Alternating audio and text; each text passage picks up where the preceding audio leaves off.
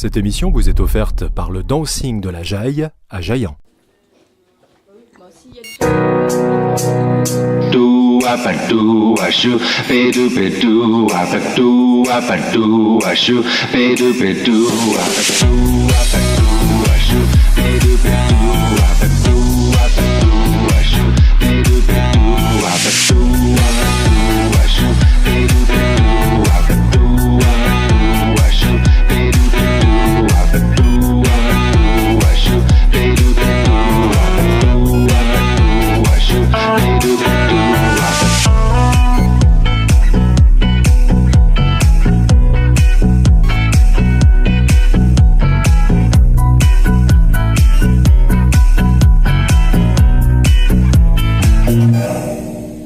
Je vous retrouve aujourd'hui pour un nouvel escarpin à la Charrette à Romans, où j'accueille deux invités exceptionnels.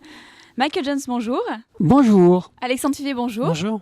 Alors aujourd'hui, on se retrouve pour parler d'un ouvrage que vous avez écrit en partenariat avec Michael, justement, qui s'appelle Frederick Goldman Jones, de l'intérieur.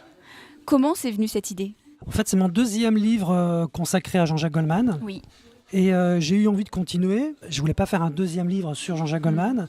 Et c'est là que j'ai eu l'idée de faire un livre qui n'existe pas, un livre sur Frederick Goldman Jones. Il n'existait pas, ce livre Il encore. faut demander à Michael, mais je ne pense mais... pas qu'il y avait déjà eu un livre sur le trio. Jamais. Jamais. Non, il y a eu des écrits comme ça dans la presse, mais jamais un bouquin, un bel objet comme ça. Un non, beau livre, jamais. C'est un très Non. très bel ouvrage, oui. On parle de votre premier livre en 2016, donc c'était Sur ses traces. Oui. Là, c'était un ouvrage qui était basé sur des faits que vous avez récupérés, des interviews, ce genre de choses. Celui-là, c'est encore une démarche différente. Oui, le premier est né de l'idée ou d'un sentiment, c'est la déception par rapport à les livres qui existaient dans le commerce sur Jean-Jacques Goldman, où j'avais l'impression de ne pas retrouver Jean-Jacques Goldman dans les livres. Parce que les journalistes disaient beaucoup de choses et on avait l'impression de lire plus les journalistes que lire du Jean-Jacques Goldman. Et je me suis dit, finalement, le seul bouquin qui pourrait me plaire, c'est un bouquin écrit par Jean-Jacques Goldman. Oui. Sauf que, d'après ce que j'ai lu sur lui, il y a peu de chances qu'il le fasse. C'est pas son truc, ça, Jean-Jacques. C'est ça. En fait, Alexandre, ce qu'il a fait, c'est le premier bouquin. C'est des interviews qu'il n'a pas fait. Et le deuxième, c'est des interviews qu'il a fait. Mais non, Jean-Jacques, il déteste parler de lui. Et il n'a jamais donné aucun accord pour qu'on écrive un bouquin sur lui. Il écrit Mais il beaucoup, les a déjà, jamais plein d'autres interdits choses, non plus. Oui. Voilà. Et il ne participe pas non plus à ce genre d'initiative. Oui, en parlant de participation, donc votre rôle à vous, Michael, là-dedans, ça a été En fait, je suis le lien. le lien.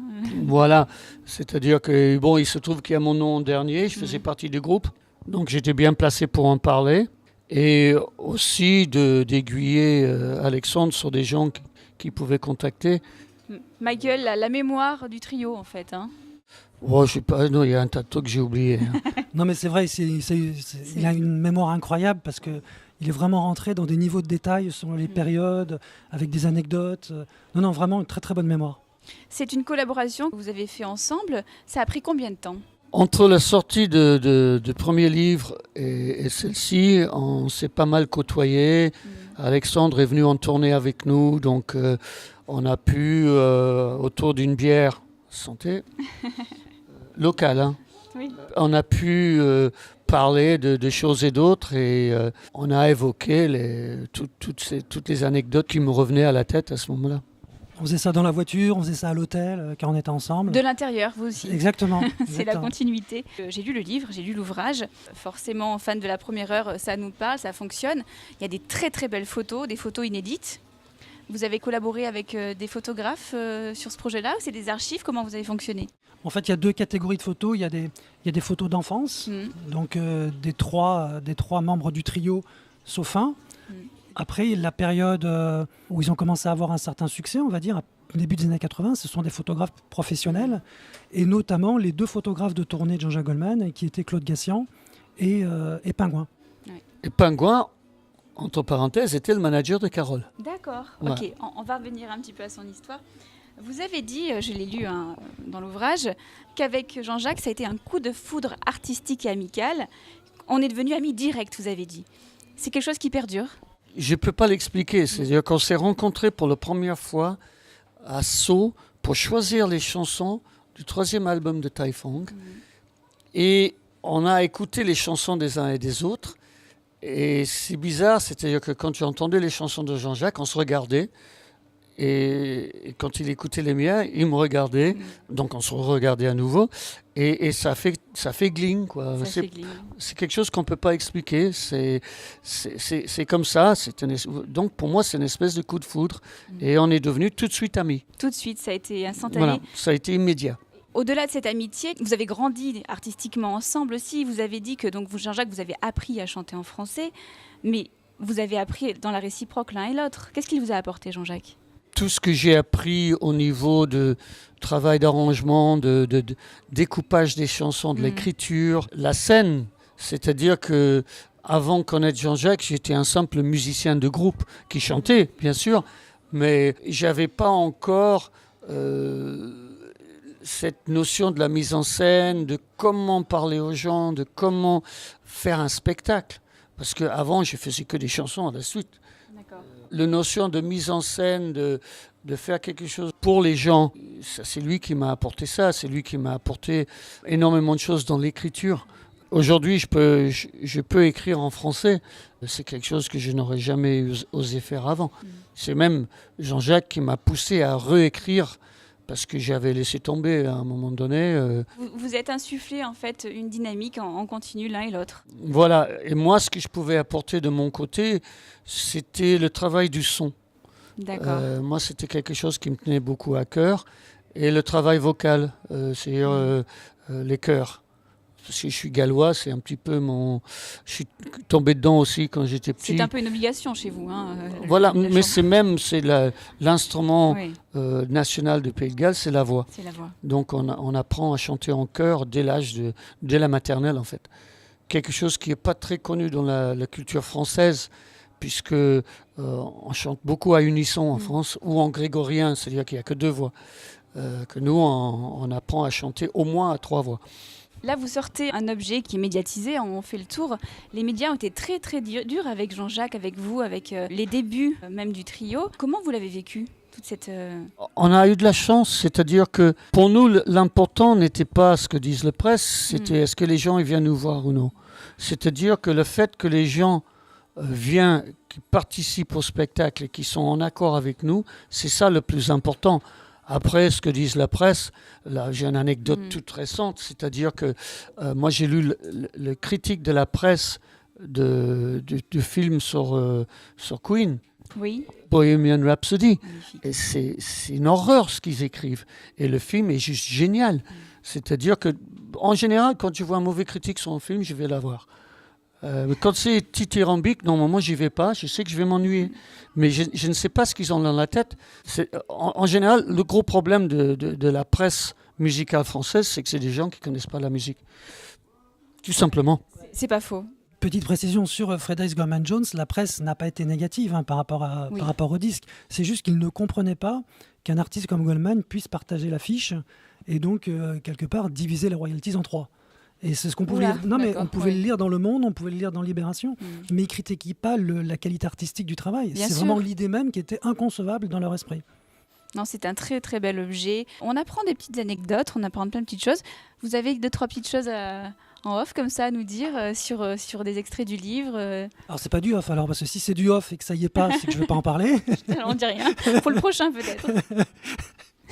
En revanche, non, mais il y a plein d'anecdotes. Oui. Mickaël, comme je le disais tout à l'heure, il a une mémoire qui est incroyable. Donc, il racontait des détails dans ses voyages en tournée en Afrique.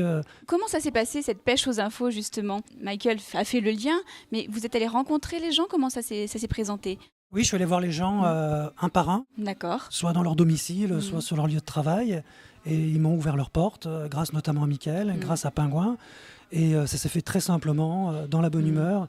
Et les gens étaient contents de parler, de se souvenir de cette période-là. Je pense que c'est important même pour le grand public. Jean-Jacques sur scène, c'est quelque chose qu'on ne peut plus espérer. Le fait d'avoir un ouvrage comme ça qui revient dans nos mains, ça comble un petit peu ce manque peut-être. Je ne sais pas, les chansons ils restent. Donc je pense que pour n'importe quel artiste, ce qui compte c'est les chansons. Donc si les chansons restent, ça veut dire que finalement, la presse a eu tort. On est bien d'accord. On est bien d'accord. Et donc, c'est ça le plus important. Moi, je sais que c'est une discussion que j'ai souvent avec Jean-Jacques, c'est que ce n'était pas l'artiste qui l'intéressait vraiment, c'était vraiment ce qu'il avait envie de dire. Et donc, eux, ils parlaient dans leurs chansons. Et c'était ça le plus important. Donc, à partir du moment que les chansons restent, et encore plus, à partir du moment qu'il y a des gens qui les reprennent, ça les fait vivre encore ça plus. Pas. Ça, c'est génial. Les nouvelles générations n'arrêtent pas non plus. Moi, il y a une chanson dont j'ai envie de vous parler. Elle a une histoire et je pense que tout le monde ne la connaît pas, cette histoire. Jean-Jacques a écrit un titre après « Je te donne », un titre qui était pour vous. Vous voyez de quoi je parle? Viens. Non, c'est pas celui-ci. Ah, il y en a eu plein. Le frère que j'ai choisi. Ah, le frère, c'est longtemps bien après. Ouais. Oui. C'est la première chanson que Jean-Jacques a écrite pour moi, c'est Viens. Après, le frère que j'ai choisi, c'est en 2004. Une des grandes qualités de Jean-Jacques, c'est de pouvoir se mettre à la place de l'artiste et dire ce que l'artiste a envie de dire. Et donc, il a écrit cette chanson pour moi en pensant que c'était moi qui racontais l'histoire. Et il ne s'est pas trompé d'un mot, quoi. C'est juste parfait. C'est parfait. J'invite tout le monde à l'écouter parce que c'est pas forcément quelque chose que les gens connaissent dans le grand public. Elle est extra, cette chanson. Puis vous êtes marrés à la faire en plus, je pense. Je crois qu'on a vu quand même, parce qu'on l'a fait à TF1 en duo. Et il me semble qu'on est à peu près à 1 million de vues. Ah oui, c'est pas mal quand même. On essaiera de faire sur la Star Academy. Ouais, c'est ça. Long is the road. Cette chanson, elle a une histoire. C'est aussi l'arrivée de Carole. J'aimerais bien que vous m'expliquiez ça. Oh, c'est très simple. On était au Zénith de Paris. Et Jean-Jacques a eu l'idée d'inviter un groupe de gospel américain sur scène, un groupe de New York. J'ai une anecdote là-dessus, par exemple, je ne me rappelle pas si je l'ai raconté ou non. Je ne suis pas sûr, là. Il y a eu grève de l'RATP, le dernier soir où ils ont chanté avec nous, la moitié ne sont pas arrivés au Zénith, notamment leurs musiciens. Donc on a été obligé de remplacer les musiciens du gospel au pied levé. D'accord. Pour un c'est des trucs qui me reviennent comme ça. Et à la fin de ce Zénith, on partait en tournée et Jean-Jacques, un soir à table, il pose la question à tout le monde. Voilà, on ne peut pas emmener ce groupe de gospel en tournée avec nous. Ils doivent retourner aux États-Unis. Il me faudrait une personne avec une présence, avec une voix qui pourrait faire ça. Et là, c'était unanime. Carole Fredericks.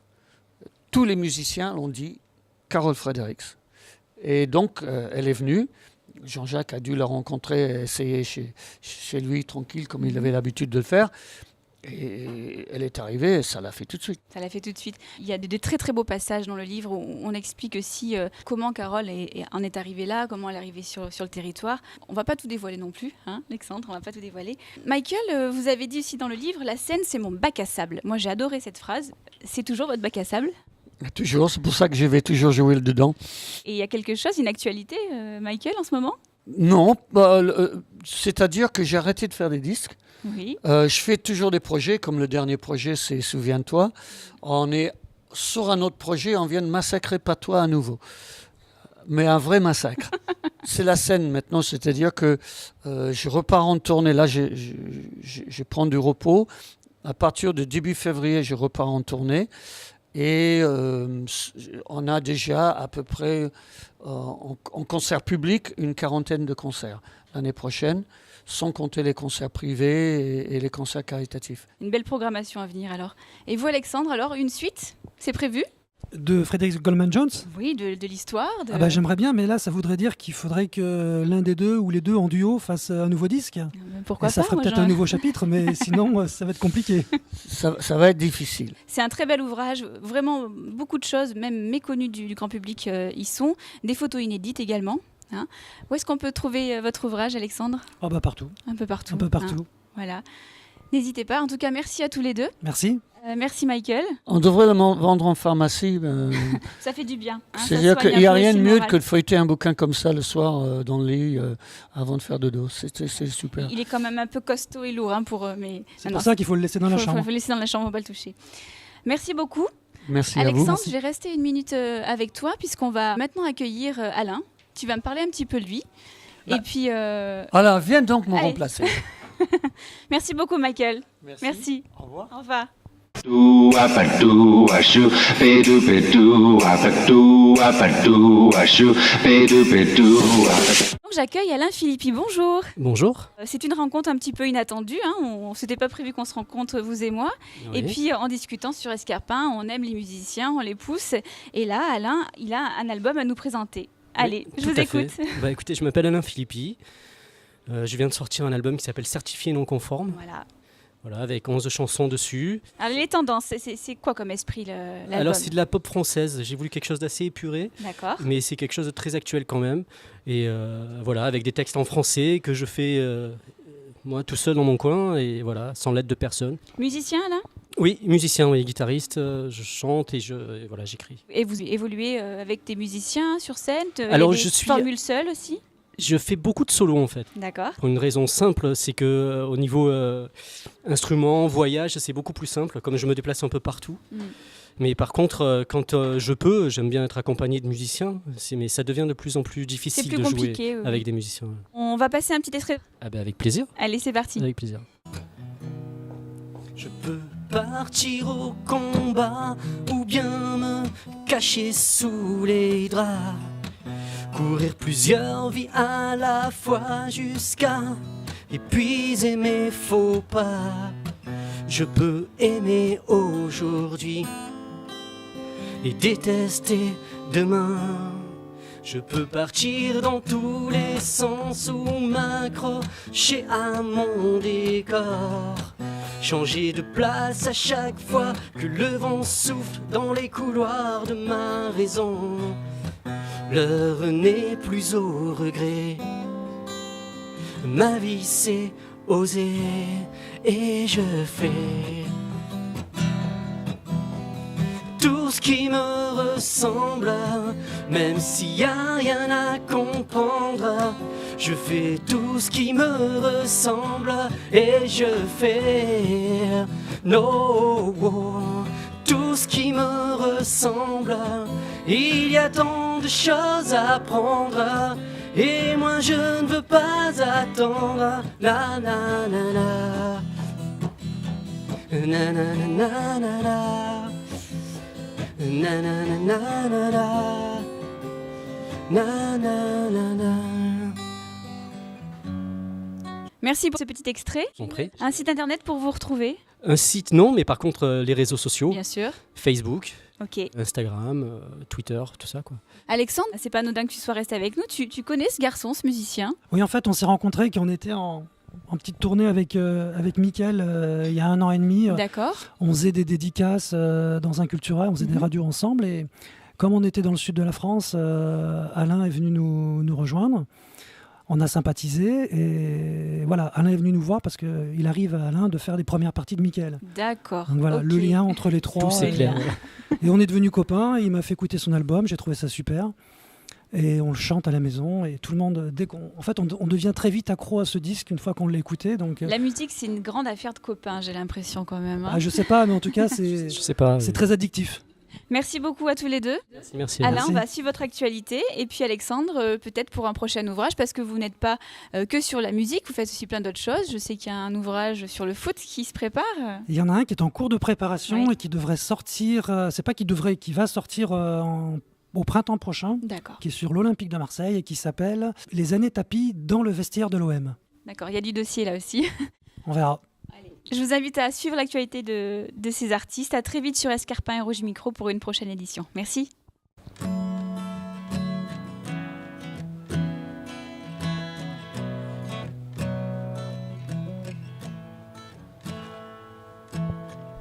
Je suis dans vos pas, vos chemins. Je suis le rêve d'un matin. Je suis vos victoires et vos revers. Je suis vos forces et vos faiblesses. Ce n'est pas des choses qu'on accepte. Alors il faudra bien s'y faire. Y a plus de porte, plus de distance. Je suis partout quand on y pense. Faut juste écouter le silence.